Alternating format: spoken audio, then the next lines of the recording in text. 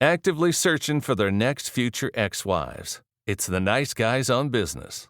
Oh, yeah. They know how to treat the ladies. This is like, what's the dating app where you swipe left, swipe right? Oh, like Tinder? Yeah, like Tinder. It's like Tinder. So 24. 24 that I was forced to swipe right on. 8 and that I would we have are obligated. had to accept at least 8 if they did it. And what happened? Just like on Tinder, I got 1 connection. Strickland got 1. I got 2. Barbie has a great day every day. But Ken only has a great day if Barbie looks at him. And he gets to listen to the Nice Guys on Business podcast. Basically, Ken is fucked. Most days, they take their meds. This is not one of those days. Welcome to Fuckery with the Nice Guys. No interviews, no business content.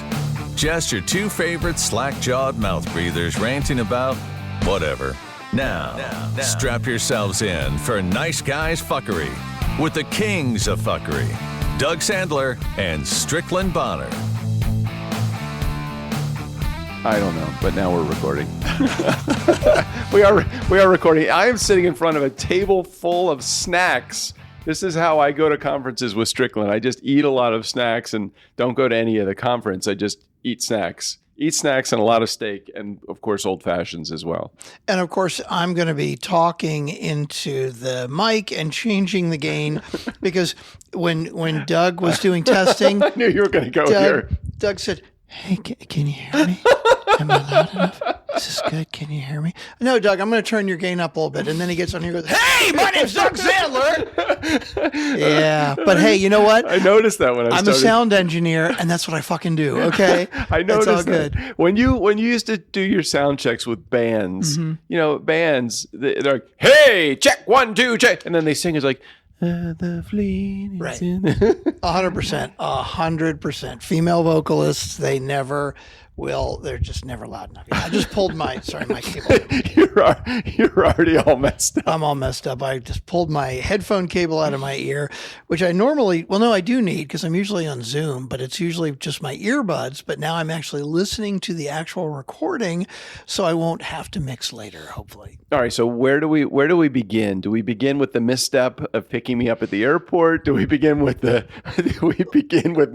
winning the T-shirt? Where do you want to start? Well, let's start with welcome back. My name's Strickland Bonner. On the other side of the microphone, Mr. Doug Sandler, and let's give our listeners some context. Yes, we are at Sub Summit in Dallas, Texas. Yeah, now, I live in Austin, and Dallas is about 2.5 hours away, and I have never been to Dallas. This was my first time. It's a big city. It's a huge city here. We're sitting directly opposite of one of your favorite company brands, the Apple iPhone Pro 16. And it's basically the side of a building, and it's showing the new iPhone 16, but it's just showing the 3 lenses from the camera. I couldn't tell what that was. I thought it was 3 turntables, and I'm like, what am I looking at? But you're 100% right. When I noticed that yesterday, I'm like, oh, that's the lenses on the back of the camera. Mm-hmm. And the way it's such an ultra close up on the side of a building, that would be about a 270-foot tall iPhone right there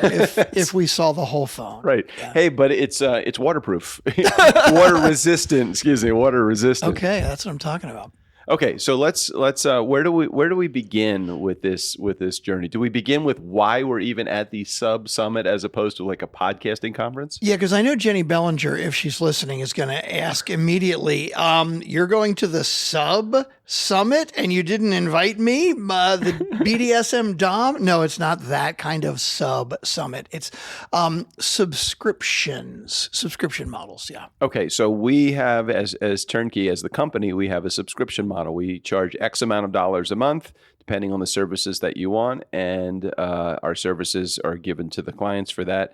And so I thought, when I got an advertisement for this summit or this conference, I thought, what a great idea. Let's go and learn how to be the best provider of subscription services. So I applied to the summit, and then they had some offers and some really nice deals that they were making for the summit. And then I started looking at like the list of attendees, like subscription companies, like the Dollar Shave Club, and Harry's is here, and And some of these, I don't even know some of the AI companies that are here. Companies that have like subscriptions that have like 5 million people. Is Lyft here? I think they might. I wouldn't doubt it. 500 million subscribers to the Lyft subscription, and here we are with our well under 100. Yeah, I had my roundtable meeting this morning with a bunch of other companies, and it's basically talk about your journey. And so one of the ones we spoke to, which was also relatively smaller company, but they over COVID, they had 20,000 monthly subscribers, and now they're down to 10,000. Wow. And then they come around to me and it's like, so how many do you have? 70. Yeah, well, you know what? It just goes to prove that even little guys have a place in this world. Exactly. So we're here, but our typical. I think I put it in real terms for you this morning when I said, well, let's look at what the average price paid for a regular subscription thing is, and let's say it's 30 or 40 bucks. And if we're at 1,000, so already we're 25x or 20x what most subscription boxes cost. So we're the equivalent of having 10,000 subscribers at a $40 a month box. Exactly. And I was thinking about that after you said that. So the woman who had the company that has 10,000 subscribers, and the subscriptions are for candles. It's like a monthly artisan created candle, right? I didn't ask what the rate was, but I'm guessing $30 or $40 a month, right? And so when I think about that, if she's got 10,000 subscribers, she's doing about the same revenue that we do. Right. But she's got to deal with 10,000 people and we deal with 70. I mean, I'm kind of happy about our business model. Yeah. Oh, I tried to do like a little copycat. Like, well, what if we got into the subscription service at a $30 or $40 a month subscription rate? And you're like, why the fuck would we want to do? Why do we want to deal with 10,000 people? Yeah, we kind of like the workload that we have right now. Exactly. And I don't know how many team members that she has, or man, she's licking a lot of stamps with those boxes going. That's all I gotta say. Her tongue has got to be super, super like, oh my God, dry, flaky. Anyhow, so we're here at the conference because we thought it was a good idea. We should get back to the beginning then of how we got to the conference. I drove because I'm 2.5 hours away, and Doug flew in from LA. And so that was our first our first FUBAR, our first snafu of the trip was before Doug even made it to the hotel. So I get to the hotel and I check in. And then, Doug, there are 2 Dallas airports. There is DFW, Dallas-Fort Worth, and then there is Dallas Love Field. Yeah, and because of that, I made sure that you were aware, and I knew you knew there was already 2. So I said, hey, don't forget you're going to Love Field. You're not going to Dallas-Fort Worth. And you were all over it. I was all over it. I totally was all over it until I wasn't. And so let's explain how that happened. Not only was I all over it, I actually looked it up on the map before we even left, like days ago. Yeah. I'm like, okay, Dallas Love Field, where is it in relation to the hotel? 15 minutes away. This is great. I will come and pick you up at the airport, Doug. No problem. Okay. And it's Love Field.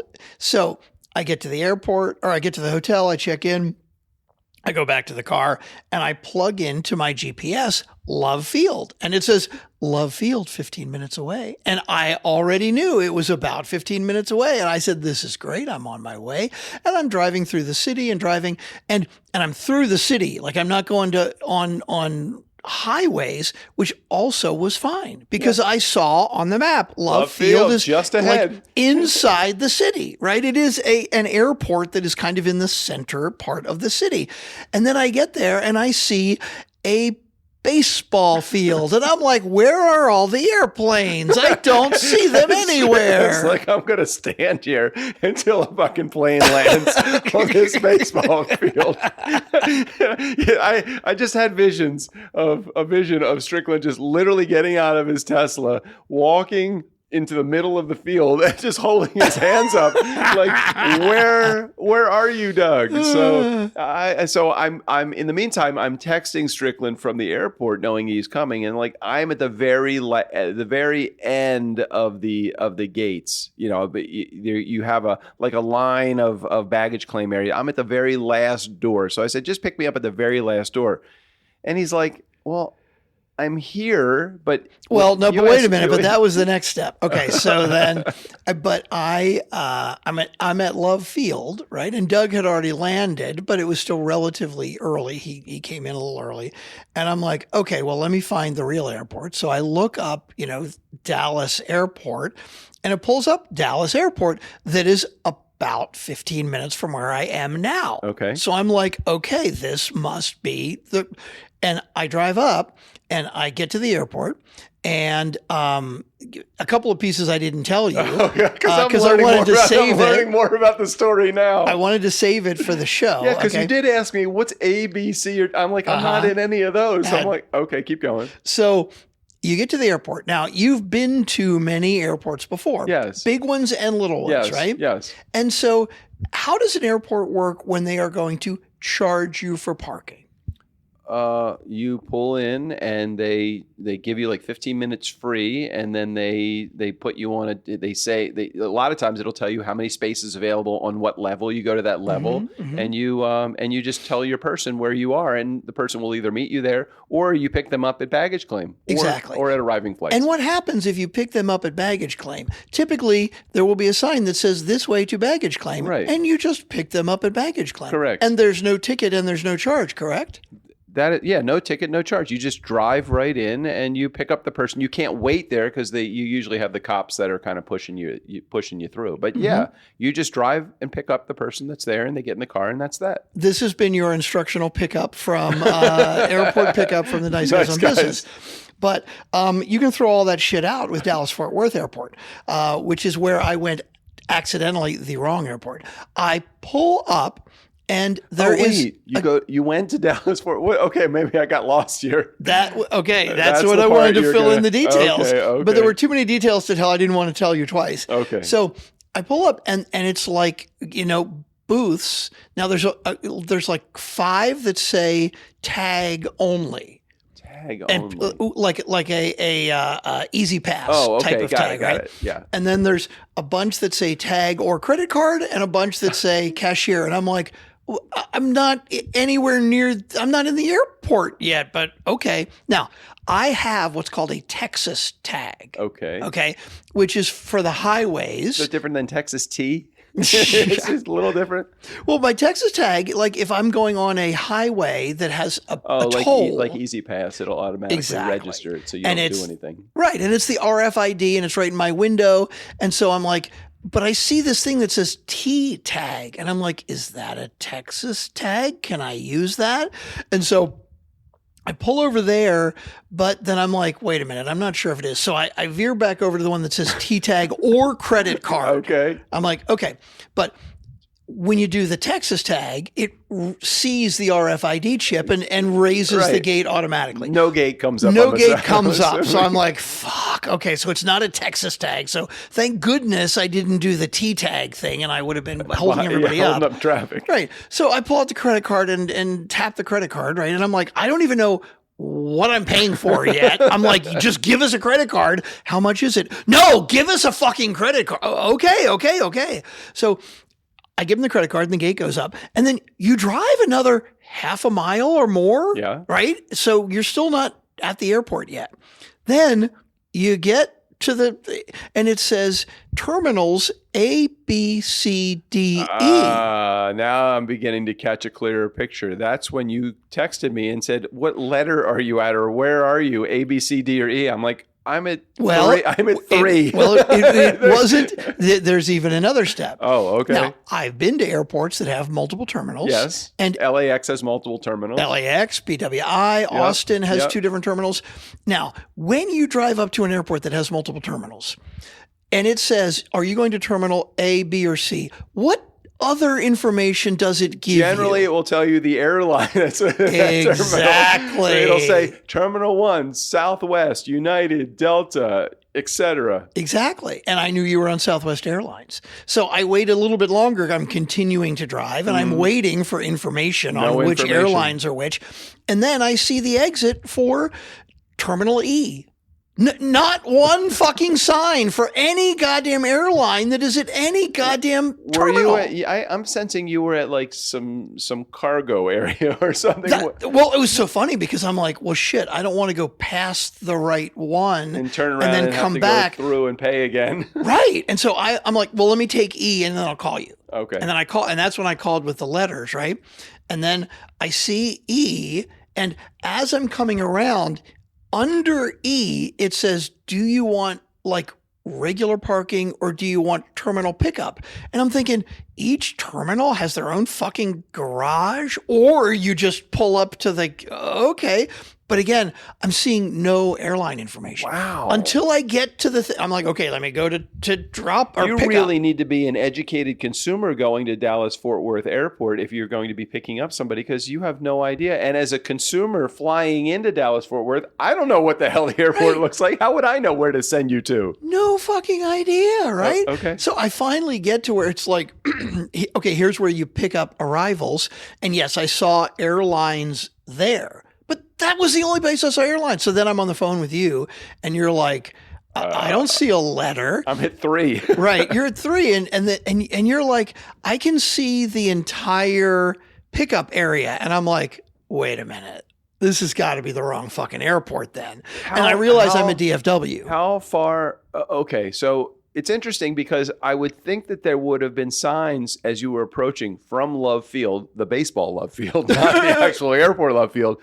Approaching DFW, it would have said Dallas-Fort Worth. When you have a metropolitan area that has 2 airports that are in proximity-wise close to each other, wouldn't you think that they would highly differentiate themselves from each other? You see, that was the other thing. So we used to live in Baltimore. Right. And so there is BWI Airport in Baltimore. There's Reagan National in Washington, and Dulles, right, which is like Northern Virginia. Now, these airports are about 40 minutes to an hour away from each other. If you're lucky. Right. In traffic. And Houston also has 2 airports. One is closer to downtown, but one is like 40 minutes away on the outskirts, okay, right? So I think what happened was I was nervous. I didn't want to be late picking you up because I hate fucking being late for you. And I'm like, I look up, it comes up DFW, and I'm like, okay, well, maybe I've got it backwards because this airport's 15 minutes away. If it had said DFW 40 minutes, like if it's on the edge of town, I would have known immediately because I had looked it up. I had researched it. I had a good idea of where I was going. You were going from the time indicator rather than the direction indicator. Right. And apparently DFW, so if you think about Dallas, DFW is I think Fort Worth is actually like a western suburb. Okay. And so DFW is like between Dallas and Fort Worth, but it's still only 15 minutes from downtown. Right. Love Field is basically dead center of the city. So the north part of the city. How far? So based upon when you called me and said, "Oh shit, I'm at the wrong airport," right?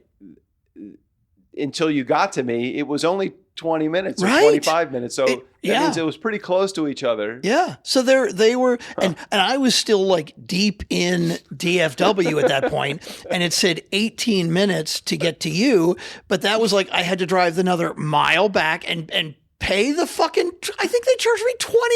I was there for 10 goddamn minutes and I didn't even pull into a garage. Wait, like, what the fuck is that? They charge you to pick up people? I need to double check it, but that's what it looked like. God. You fucking pick somebody up, it costs you $20.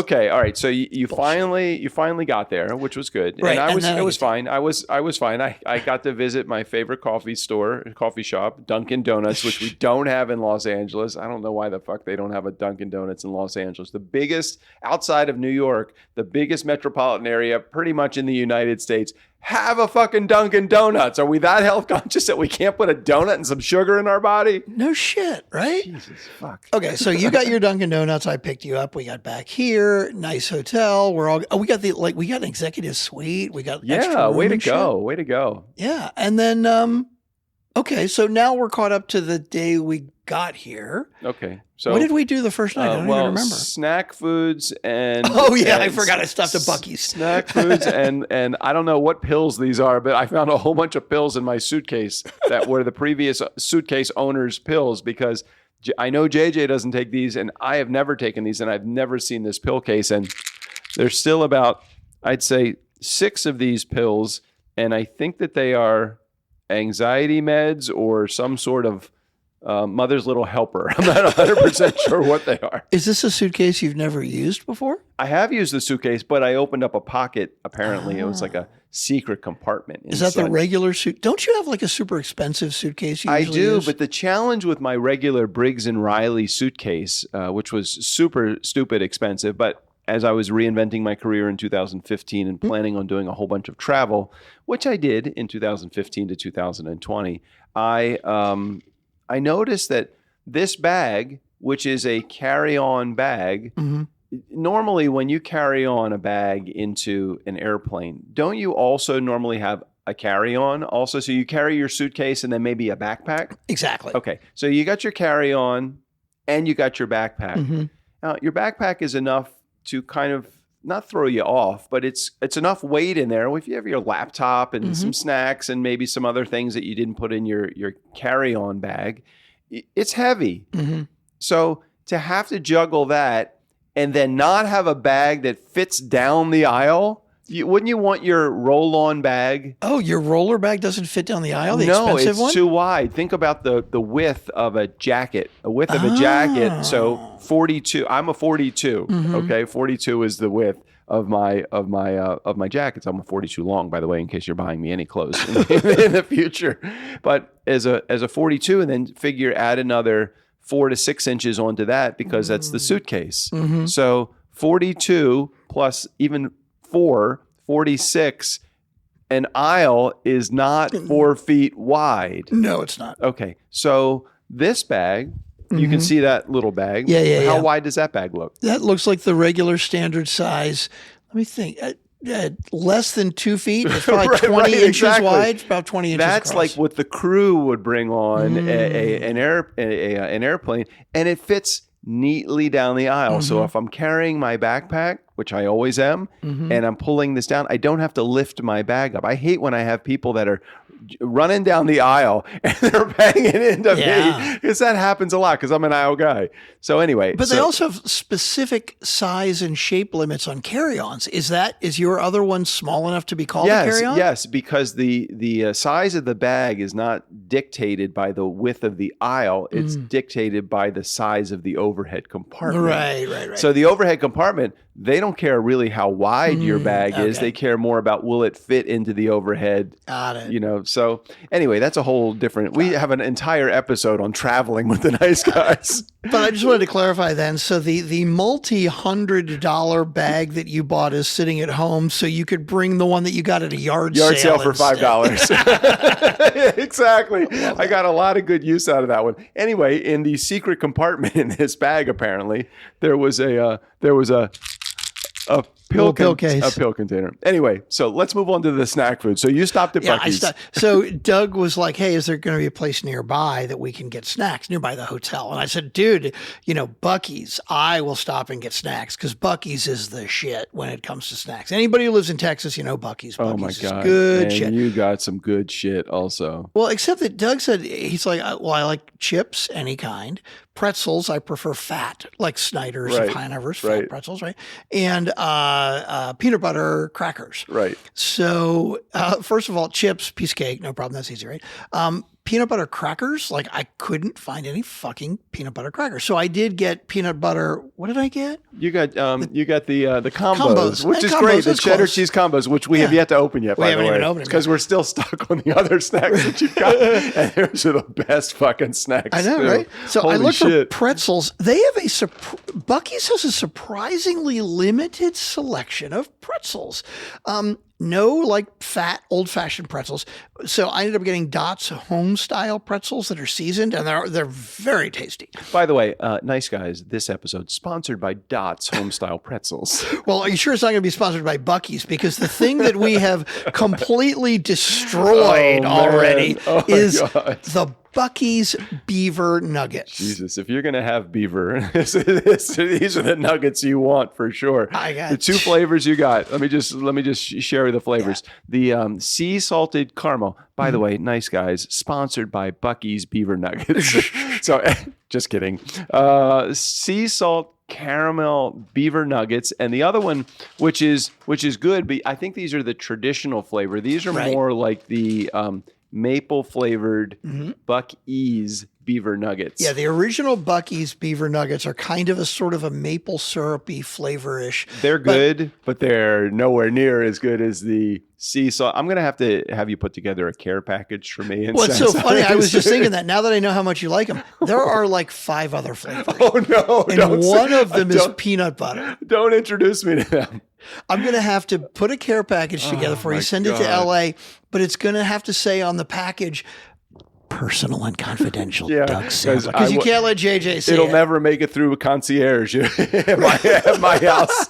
Quality control, it'll go right in the trash can. So please, you're going to have to put these in. You know how when you used to get when you were a teenager, if you ever ordered from any of the mail order companies, the adult mail order companies, arrives in plain brown wrapper. Right. You just have to get me that. You got a lot of tools in your garage that you use to work on your cars, right? Yeah, just send them in a Harbor Freight box. Right, exactly. I'll be fine. Yeah. And then you need something in your garage that's like a lockbox for your expensive tools, but it's really for your Buc-ee's beaver nuggets. Oh my God. Okay. So we've worked our way through about a third of the snacks. I figured by giving you a variety of snacks, and you did a really good job of picking snacks, I thought, well, this will be easy. We'll go through like a few bags of snack foods we're here for 3.5 days. Right. We are so stuck on these beaver nuggets that we can't get out of that bag. We've barely opened the other ones, and a couple of them haven't even been opened yet, including the Rice Krispies treat that you brought us. I love a good Rice Krispie treat.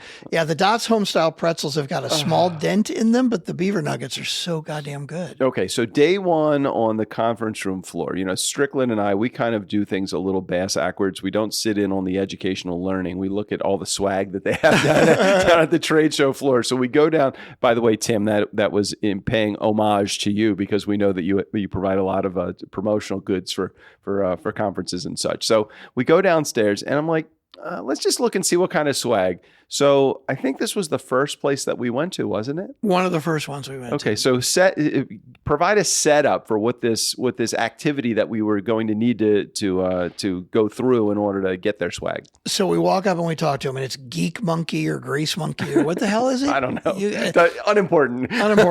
But they have T-shirts they're giving away, and you see the if you've ever been to a convention, the swag T-shirts, it's like a fucking white, ugly, like you wash it 3 times and it falls apart with a crappy print. This was not that. Two-sided. Yeah, two-sided print, like a pocket print and a back print, and soft. A really nice, cool-looking surf-style print. Right. Like it looks like a Maui Wowie shirt or something. Right. I mean, they're really nice and heavy-duty shirts. And we're talking to the guys about their service, and we're like, hey, we want the fucking swag. And they were like, ho, ho, ho, hold on a minute. You can't just have that We're just swag. going to grab the swag, and like, hey, you got to go through this activity in order to win the swag. Right. So they've got 2 little wood stand-up guys, right?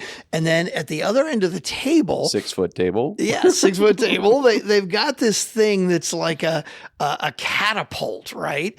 And they've got these little bananas, little baby bananas, and you basically need to catapult a banana and knock over one of the guys at the other end of the table. Yeah. To get one of these shirts, right? I'm like, so no fucking way. No fucking way, right? And so, and nobody had done it yet, right? Nobody had even tried yet. And so Doug goes up and he's like, how do I do it? Okay, let me play with it. He lets like the bull shark. Right, exactly. He's like, huh? Am I using the right end of the stick? Oh, wait, do I turn it this way?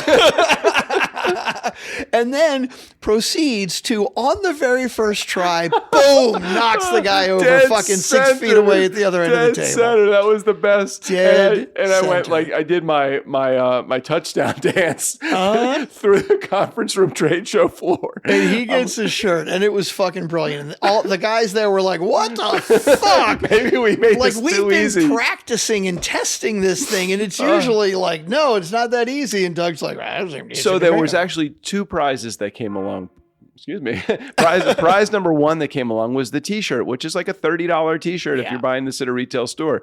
The second thing that came along was the catapult.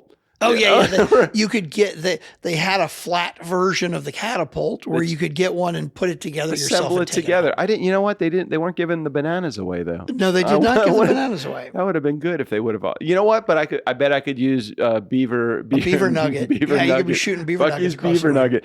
Anyhow, so then Strick tries. Okay, so then I'm like, well, shit, it looked easy. Let me give it a try.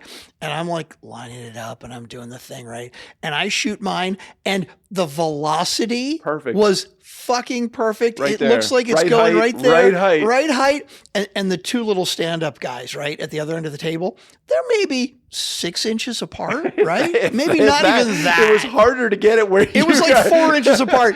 And it's going and it's flying through the air and it looks perfect. And it literally goes right between them. But the width of the banana, if you add that to the distance between the two, it was actually harder to do what you did, right? than it would have been to hit the fucking target. Okay, so we leave, right, and we go wander around a bit, and later in the day we come back, and I said, Doug, didn't you say that you get 3 tries? And he was like, yeah, that's what they told me. And I was like, well, I only took one, so I went back, and I was like. And Doug was like, hey, have you given away any other shirts? And he's like, a few here and there, but nobody else has gotten it on the first try. On the first try. We're like, oh, okay, cool. And I said, yeah, so you get 3 tries, right? And the guy's like, yeah. He's like, well, I only took one. And in the meantime, just so you know the setup of this, we have no business being right. The services they are offering, we cannot use at all. At all. It's I think he said, oh yeah, we have a minimum starting point of $5,000 a month. Yeah. I'm like, okay. So in the meantime, Strick and I are like, we're trying to angle for another opportunity to win a $30 shirt, which they didn't even have your size, I don't think, by the time that you got. Well, that was the thing. They probably bought 10 shirts. Well, I go back and I'm like, okay, well, let me take my other 2 tries, right? and the guy's like, okay, well, on my first retry, right, boom, knocked the shit right over. It was like perfect. But then I'm like, oh, well, this is a cool design. Can I get one of these in a medium or a large? And he's like, whatever's out here is what we've got. And they literally had an XL and a 2XL, and then another design that had a 2XL and a 3XL, and another design. How big are these fucking tech guys? Right, and another one that had a small, and that was it. That's all they had left. I'm like, all right, I guess I'll take the XL. Okay, so Strickland got the XL. It's just so funny, the whole thing. It's like everybody that we're talking to. I went to another vendor and stole some of their socks. You know, you have to kind of feign conversation with them to kind of pretend you're a little bit interested in what they have to, knowing full well that, you know, for the mean sized company in here does probably about $100 million a year. And I'm like, well, we're almost at 1% of what the average company does that's here. Anyhow, so we did that yesterday. That was a whole bunch of fun. A little bit of learning, a lot of fun, a lot of laughing, of course. And then we went to dinner. What did we do dinner the first night? First night we went to the chicken place. Oh yeah, we went to Yardbird for dinner the first night, and that was very good chicken and good By the way, bourbon. Nice Guys, sponsored by Yardbird. We have a lot of sponsors, but no ads. No ads. You do not need to worry about skipping forward 30 seconds. Don't worry about it. Well, we paid for the ad. By the time we were done with that meal, I think you had a few drinks. I had an old fashioned. My chicken, I think, was $42. My chicken and waffles. Yeah, it was a hefty bill for just the two of us, which felt like bar food, right? Right, definitely. And surprisingly, our dinner last night was not that expensive, but it was so fucking good. It was so fucking good. Got my filet. Strickland got his. Did you get ribeye? I ended up getting a New York strip, which was disappointing. So we went to Beer Nats or something. One of these like super old school steak places here in Dallas, where most of the Dallas douches go. There were some very douchey looking guys there. Hey, if you're, by the way, Beer Nats did not sponsor the Nice Guys. No, they do not sponsor.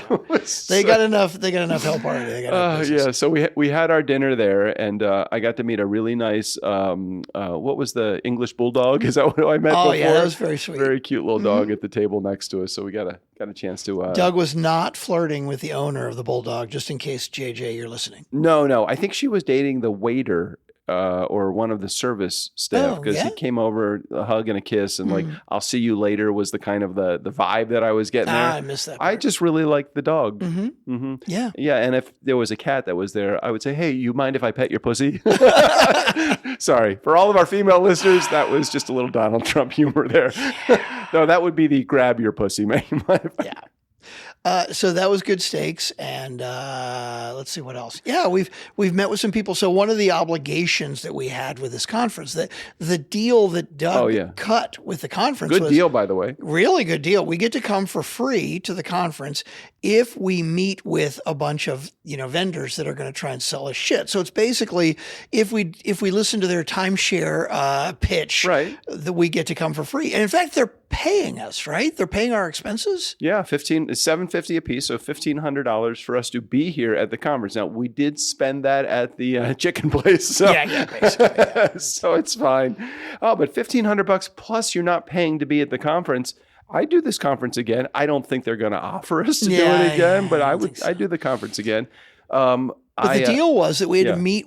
Each of us had to meet with 8 possible vendors, like people that wanted to sell. So 16 between the two of us. Right. Except that when they first, like 3 weeks ago, they sent us this thing and it's like, hey, you need to tell us which vendors you think would be a good fit for you. Right. Right. And you're forced to pick 24. Right. And Strickland was like, what the fuck? We're picking 24. I said, remember, we're only going to be obligated to meet with 8 of them, which they will select for us based upon the 24. You have to have a bigger, grander amount so that they can reduce it down to the 8. Yep. How made you end up having? Well, and so that's what was perfect, because I was very nervous. I'm like, I don't want to do 24 fucking meetings with people that we don't need their services.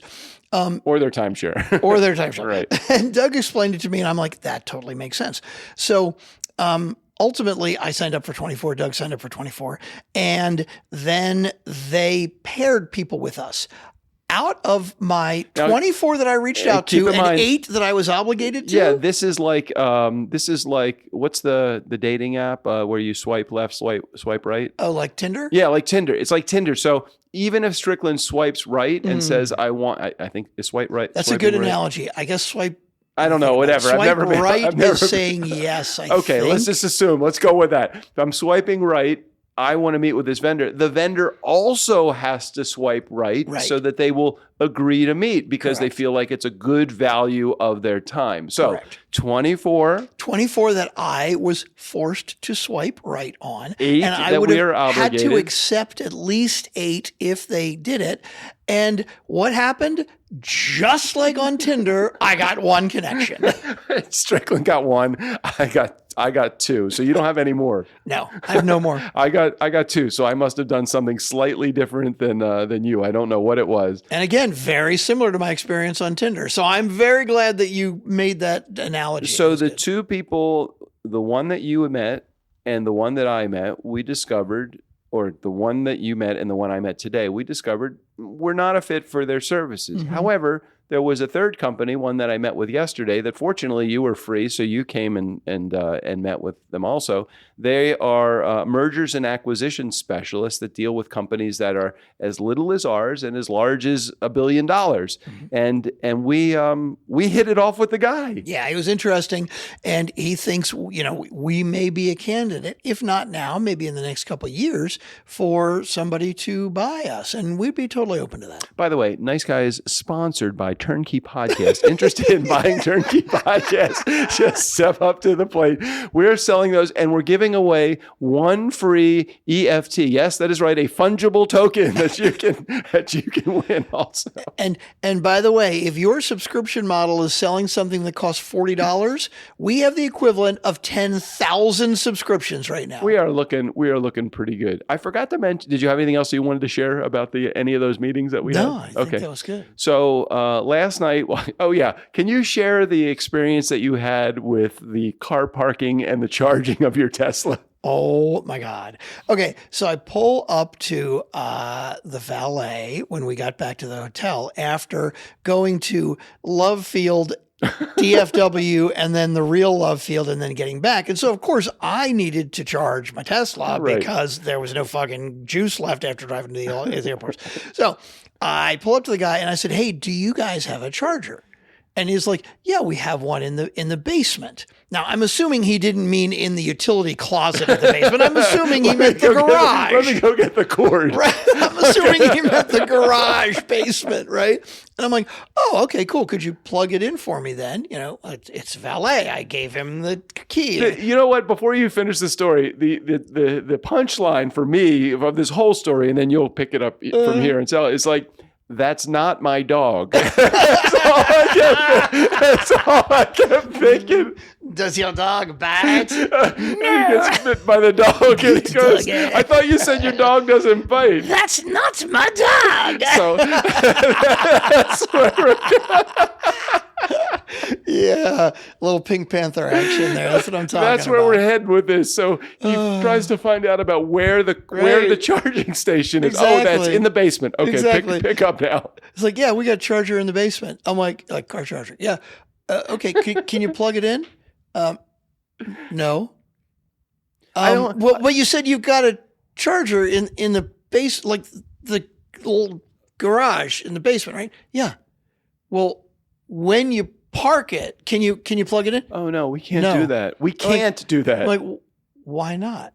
Well, we don't park in the garage. We park across the street. I'm like, that's not my dog. It's like, what the fuck are you talking about? So a very similar experience, and then you'll pick up the story about your car. But I called, the TVs in this hotel are not, and it's a beautiful hotel, a really nice luxury hotel. Well, as luxury as Strickland and I are going to get. Yeah. It's not a motel. It is a hotel with a door, and there's no space under the door. So I feel like we're winning to begin with.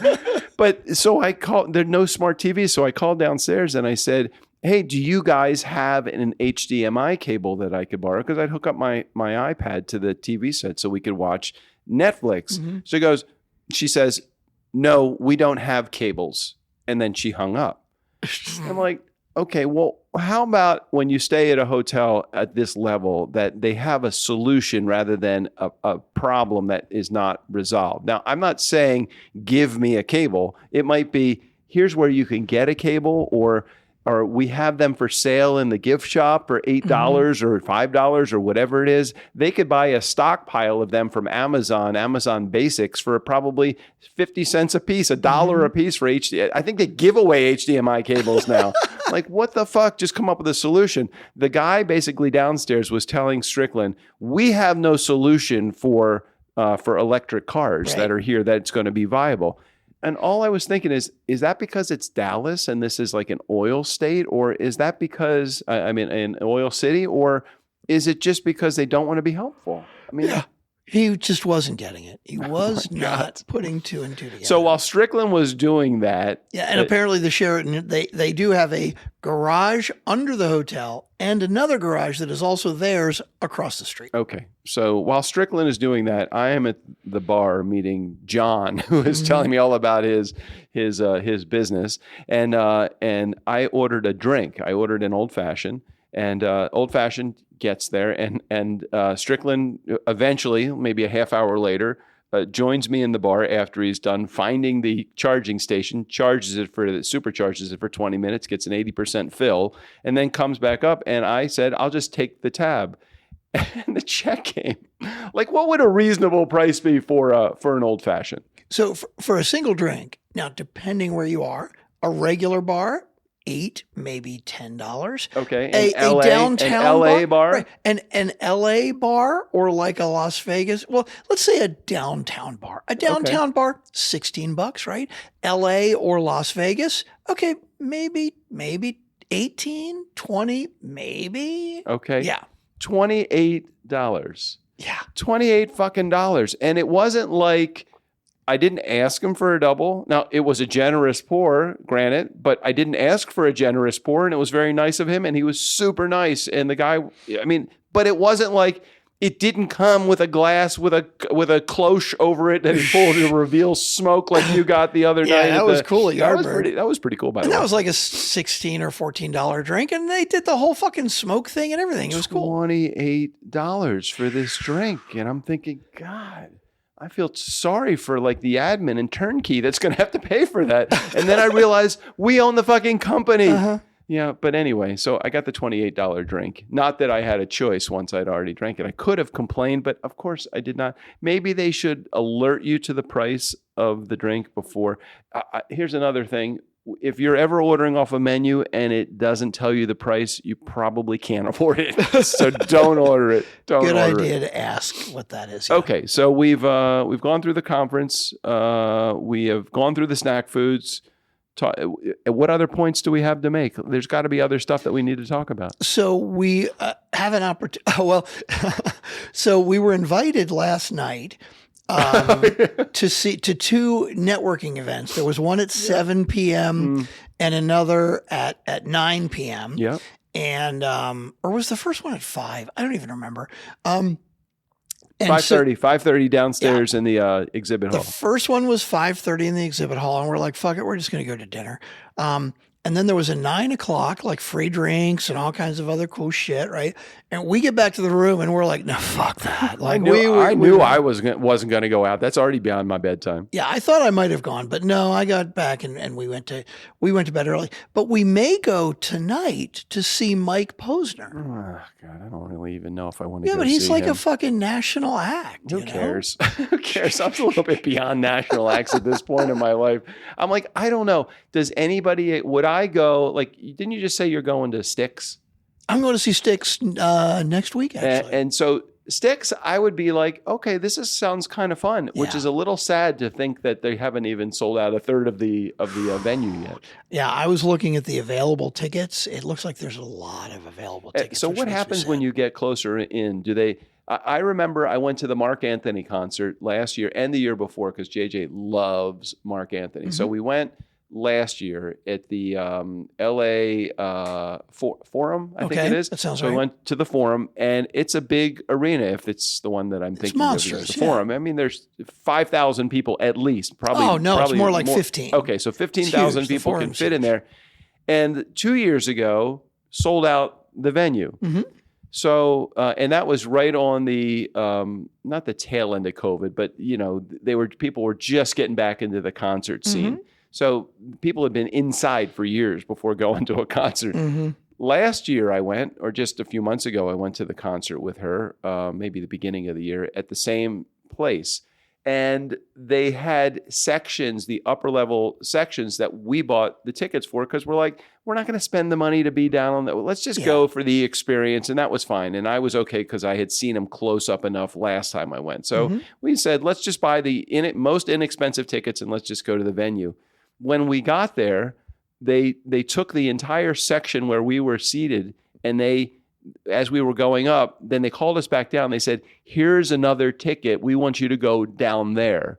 They closed off the entire upper section, but they didn't. It was like a game day call where they did it.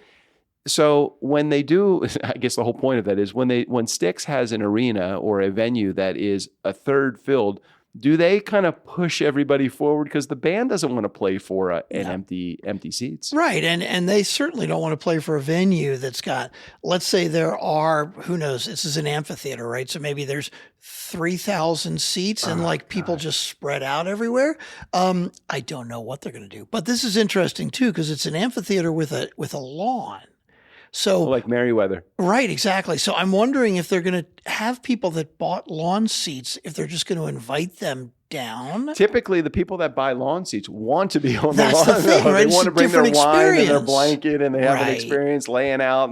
And then, so it's going to be lawn, 100 rows of empty seats. and then people in the front few sections. We'll see. It'll be interesting. All right. Well, do we have anything else that you want to We go got a over? voicemail. Oh shit, that's right. I forgot about that. Mm-hmm. Okay, wait a minute. Let me get my high tech equipment going here. Do we have a voicemail from Jared theme song? You're going to edit that in, right, Strick? No, I'm not. Okay, wait a minute. I forgot my pen. We're skipping it today. Okay, all right. So we have one voicemail. Voicemail from Jared. Screw the rest of y'all. Okay, I got it. Hey, Doug, hey, Strick, Jared here. So you guys are talking about a whole lot of stuff. Really enjoyed the show, and yes, it's good to have you guys back, but I really did enjoy last week's with Erica. So I'm actually calling. I didn't really have much to say, but I thought, you know what? You guys like to have voicemails. Doug, you even mentioned calling in. And today is Friday, the day of the release. And I am actually driving back and forth to a wedding venue as my second child, who's my youngest son. So we had 2 boys and then a girl. Is getting married today. So I made one trip there, dropped my wife and daughter off, and headed back home an hour back to the house, take care of the dogs, me to get ready, and then I'll be heading back. And they're getting married today. So I know they'll never hear this, but congratulations, Jason and Emily. And I just wanted to call and share that with you guys. And by the time you're listening to this, they'll actually be in Japan on their honeymoon, hopefully having the time of their life. And so just put some happy thoughts out there for him. Let you know that he has joined the world of the married. And, anyways. All right, fellas, appreciate you guys. Love the show. And as always, it's been a pleasure listening to you. And no dates today. It's a wedding day, man. I can't dig on you. I could, that goes without saying. See you later. Congratulations, Jason and Emily and Jared. Jeez, he's thinking of us on his son's wedding day. I feel very special. I remember and congratulations, Jared, to you for being a father-in-law again. Did he? He's the second one that's getting married? I think so. Yeah. Okay, Pretty so sure. Congratulations, Jared. I remember sending Strickland the invitation to my second marriage, and I believe I got a polite RSVP because he then said, I said, hey, thanks. I'm going to wait for the next one. Exactly. Yeah. That was good. You stepped right into that one nicely. Yeah. We do not practice these jokes. By the way, The Nice Guy is sponsored by Comedy Land. Oh, and Doug shared with me actually just the other night his second marriage, which was going to be a nice small, like basically they came up, I won't throw any actual dollars out, but basically they came up with a budget for the whole wedding, right? Healthy budget. And it was going to be split between, Doug and his bride to be, and he was fine with that. They were going to each pay for half of the wedding. And when they came up with the initial budget, Doug put his half up, and his half ended up being half of the cost of the location. That was it. It didn't cover anything else because it kind of blew up a little bit because his second wife was an event planner, and his definition of small wedding was a little different from her definition of small. Strickland may be exaggerating just a little, but probably not. Right? Maybe not. Anyway. Oh my God! All right. Well, I think we got to really get hit in these snack foods. We got a lot of eating to still to get to. I have some of these pills I need to take care of also. Oh my God! And geez, a lot of good stuff going on here. This is fun. I've enjoyed hanging out with you for a few days, Strickland. I know we don't get the opportunity. This is great. Getting paid to come to something like this. We've got to figure out how to actually angle in some business to these conferences that we're coming to also. But this was really nice of a conference to sponsor so many people. I mean, you can see the depth of the wealth that is happening here at this conference just by looking at some of the venue sponsors. Anyway, okay, let's head out of here. I'm heading back to LA tomorrow, and Strickland is heading back to Austin via his Tesla by way of Dallas Love Field and DFW. Until next I'm going to week. pick up some more beaver nuggets for you as a care package that I'll send you in LA. Nice. How close is the closest Buc-ee's to your house? Now, interestingly, there are many Buc-ee's in Texas, but most of them are in between big cities because it's basically places you stop to get shit when you're going somewhere.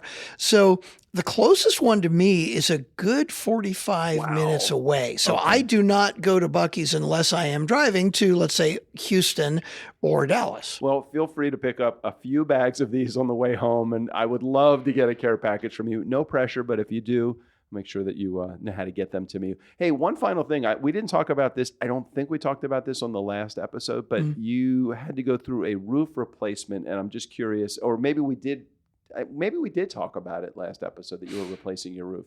I don't remember if we talked Is about it it. finalized? Oh, it's done. It's in. I've got a brand new roof.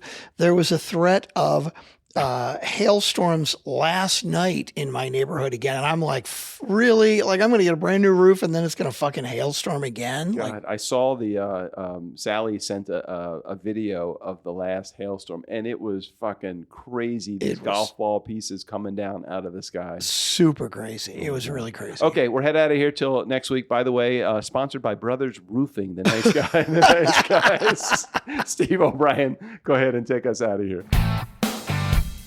Call 4242 DJ Doug and record an intro for the show to hear on a future episode. Say anything you want. Hell, take my job. I'm getting sick of these guys anyway. We still rolling? Don't tell him I said that.